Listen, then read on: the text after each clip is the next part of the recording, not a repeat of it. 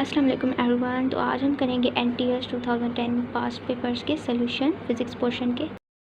ठीक है, तो a particle move from position R1 is equal to 3i plus 2j minus 6k to position R2 is equal to 14i plus 13j plus 9k under the action of a force F is equal to 8i plus 2j plus 6k। Find the work done by the force. ठीक है, बहुत easy numerical है। तो सबसे पहले हम क्या करेंगे, हमें फार्मूला पता है। ठीक है, वर्क डन हमें फाइंड करना है। वर्क डन का जो फार्मूला होता है वो होता है work done is equal to force into displacement. ठीक है, तो अभी हमने फाइंड करना है फोर्स इनटू डिस्प्लेसमेंट। सबसे पहले डिस्प्लेसमेंट जो है हमें दी गई है वो है, ठीक है, वर्क डन को फाइंड करने के लिए हमें डिस्प्लेसमेंट चाहिए होगी। डिस्प्लेसमेंट हम कैसे फाइंड करेंगे, R1 माइनस R2, ठीक है, या फिर R2 माइनस R1। ठीक है, इस तरीके से। अब R2 जो है वो मेरे पास है R2 is equal to 14i plus 13j plus 9k।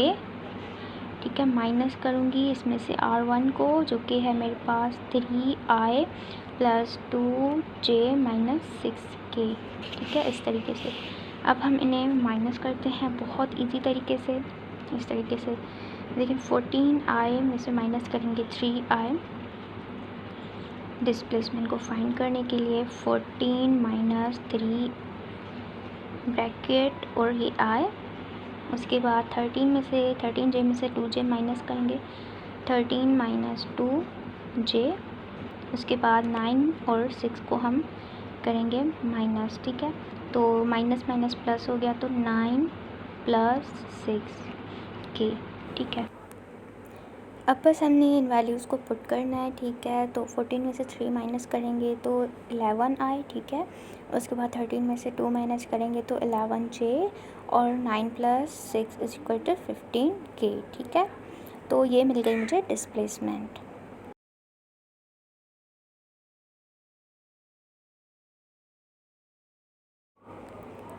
ठीक है, तो अब जैसे कि आपको पता है work done is equal to force into displacement. तो डिस्प्लेसमेंट हमने फाइंड कर ली और फोर्स की हमें वैल्यू दी गई है यहाँ पे, तो देख के हम लोग लिख लेंगे। ठीक है, 8i plus 2j plus 5k। ठीक है, तो ये मैं वैल्यू लिख रही हूँ यहाँ पे और इसको मैं मल्टीप्लाई करूँगी डिस्प्लेसमेंट के साथ, जो कि हमने अभी अभी वैल्यू निकाली है। ठीक है, तो ये मैंने फोर्स की वैल्यू लिखी और अभी मैं लिखूँगी डिस्प्लेसमेंट की वैल्यू, जो कि हमने निकाली 11i plus 11j plus 15k।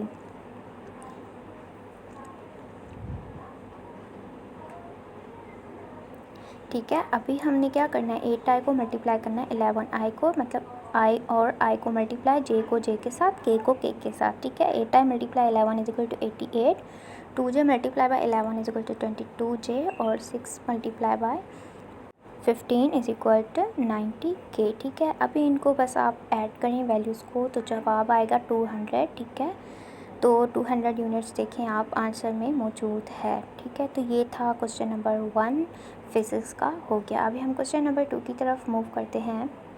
A body starts sliding on a rough horizontal surface with a speed of 10 meter per second. If the coefficient of friction is 0.2, find the distance traveled by the body before coming to rest. G is equal to 10 meter per second.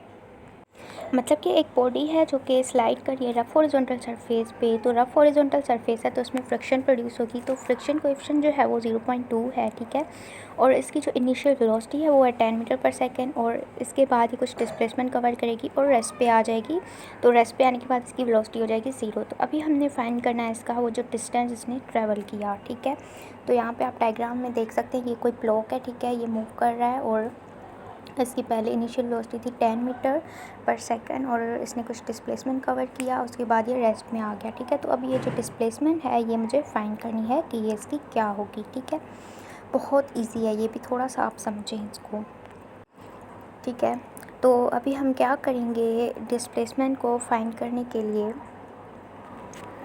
अच्छा, और ये देखें आप, ये है rough surface. ठीक है, ये भी मैं बना लूँ, तो इसमें जो कोएफिशिएंट ऑफ फ्रिक्शन है वो है 0.2। ठीक है, सब कुछ मैंने बना दिया, आपको इजी होगा समझने में। तो 0.2 इसका कोएफिशिएंट ऑफ फ्रिक्शन है। ठीक है, अब हम डेटा निकाल। इसको सॉल्व करते हैं, ठीक है। तो हम लगाएंगे चेंज इन एनर्जी वाला थ्योरम, जिसमें work done is equal to change in kinetic energy होता है। तो वर्क डन को हम लिख सकते हैं फोर्स इनटू डिस्प्लेसमेंट, और चेंज इन काइनेटिक एनर्जी आपको पता है हाफ एम वी स्क्वायर, ठीक है। तो minus half m u square, ठीक है। फाइनल में से इनिशियल एनर्जी को हम माइनस करेंगे, ठीक है। तो अभी जो हमारे पास इनिशियल थी वैल्यू, उसको हम ज़ाहिर करते हैं यू से, ठीक है, और फाइनल को वी स्क्वायर से, और इनिशियल को यू स्क्वायर से, ठीक है। मतलब कि फ़ाइनल काइनेटिक एनर्जी को इनिशियल में से सब्ट्रैक्ट करना है, ठीक है। तो अभी हम वैल्यूज़ को पुट करते हैं। तो हमारे पास जो फाइनल वेलोसिटी थी वो थी 0, और इनिशियल थी मेरे पास 10, ठीक है। तो इसको वैल्यूज़ को मैं बाद में रखूँगी। फोर्स टू डिस्प्लेसमेंट की जब बात होती है फोर्स की बात फ्रिक्शन वाले केस में, तो फोर्स बराबर होता है म्यू और एम जी, ठीक है, म्यू एम जी, ठीक है। और सारी वैल्यूज़ हम सेम ही रखेंगे। तो अब यहाँ पे जगह नहीं बची, नेक्स्ट पेज पे हम इसको सॉल्व करते हैं, ठीक है। तो इसको स्टार्टिंग से हम करते हैं, ठीक है। तो मैंने आपको थ्योरम बताया वर्क एनर्जी वाला, work done is equal to force into displacement. तो वर्क डन को हम फोर्स इनटू डिस्प्लेसमेंट से भी शो कर सकते हैं, और चेंज इन काइनेटिक एनर्जी की वैल्यू आप जानते हैं हाफ एम वी स्क्वायर, और जो मेरे पास इनिशियल वैल्यू है उसको हाफ एम यू स्क्वायर से लिखूँगी, ठीक है। तो जो वी स्क्वायर है वो फाइनल है, और जो यू स्क्वायर है वो इनिशियल है, ठीक है। मतलब डिफ्रेंशिएट करने के लिए मैंने वी और यू का इस्तेमाल किया है। तो जो फाइनल हमारे पास वेलोसिटी थी वो 0 थी, क्योंकि बॉडी रेस्ट में थी, और जो हमारे पास इनिशियल थी वो 10 थी, ठीक है। तो हम वैल्यू को बाद में रखते हैं। तो फोर्स जब फ्रिक्शन वाला केस होता है तो मैंने आपको बताया यू एम जी के बराबर होता है, ठीक है। और बाकी वैल्यूज़ हम सेम ही रखेंगे, ठीक है। अभी हम देखते हैं जो वैल्यूज़ कैंसिल होंगी हम उनको कैंसिल करेंगे, ठीक है। 0 minus half m u, u की जो वैल्यू है वो है 10 का स्क्वायर करेंगे तो 100 आएगा, ठीक है। आपकी मर्ज़ी, आप अभी इसको करें या फिर इसको लास्ट में आप करें, ठीक है। तो मैं इसको अभी कर रही हूँ, एम को एम से कैंसिल कर दूँगी मैं, तो u is equal to minus half, और ये बचा मेरे पास 100, ठीक है। और जी की वैल्यू हमें 10 दी ही गई हुई है क्वेश्चन में, ठीक है। तो अभी हम बस वैल्यूज़ को पुट करेंगे एंड आंसर आ जाएगा हमारा, ठीक है। तो 100 का स्क्वायर, अच्छा सॉरी 100 नहीं 10 है, ठीक है। मैंने 100 लिख दिया गलती से, 10 है ये, 10 का स्क्वायर 100 होगा, ठीक है। तो displacement is equal to 100 over, अच्छा मैं फार्मूला लिखवाती हूँ आपको, फिर आपको सही से समझ आ जाएगा, ठीक है। तो फार्मूला लिखते हैं, d is equal to u square over 2 और कोएफिशिएंट ऑफ फ्रिक्शन और जी, ठीक है। तो यू स्क्वायर की वैल्यू है मेरे पास 10 का स्क्वायर करेंगे तो आएगा 100, एंड सॉरी मैंने ऊपर 100 स्क्वायर किया, 100 स्क्वायर नहीं होगा 10 स्क्वायर होगा, ठीक है। और 2 की वैल्यू 2 ही लिखेंगे, और यू जो हमारे पास कोएफिशिएंट ऑफ फ्रिक्शन है वो है 0.2, और ग्रेविटी की जो हमारे पास दी गई है वैल्यू वो है 10। इनको आप सिंप्लीफाई करेंगे तो आपके पास आंसर आ ही जाएगा, बहुत ईजी है, ठीक है।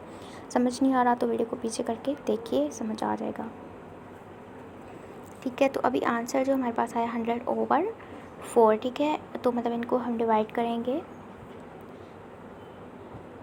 ठीक है। इसको आप खुद ही सिंप्लीफाई करें तो आपके पास आंसर आएगा 100 इंटू 4, 100 डिवाइडेड बाय 4। तो इनको हम डिवाइड कर लेते हैं, डिवीजन भी मैंने थोड़ी थोड़ी सीख ली है, मुझे आता है, ठीक है। मैं आपको करके दिखाती हूँ।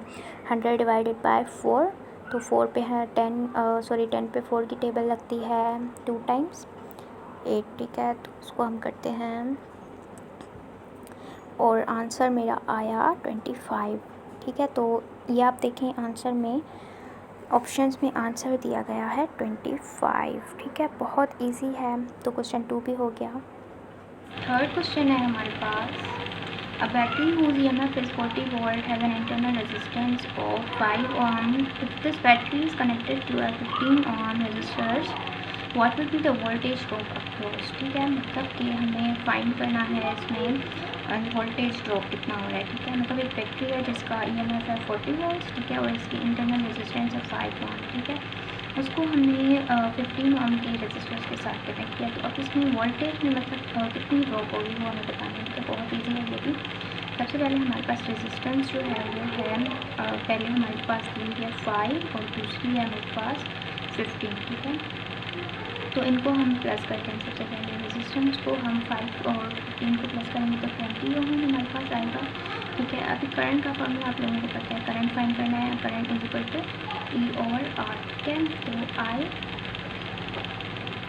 ठीक है, तो I is equal to EMF जो है वो मेरे पास 40 और रेजिस्टेंस जो है वो है 20, ठीक है। तो ये हो गया 2 के बराबर, मतलब करंट जो है वो मेरे पास 2 मुझे मिल गया। अभी मैं वोल्टेज को फाइंड करने के लिए फॉर्मूला लगाऊंगी V is equal to IR। तो V is equal to current जो है 2 और रेजिस्टेंस है 15 इज इक्वल टू 30 वोल्ट, ठीक है। तो ये है आंसर। तो अगर वीडियो अच्छी लगी हो तो लाइक करना, शेयर करना एंड चैनल को सब्सक्राइब करना नहीं भूलना।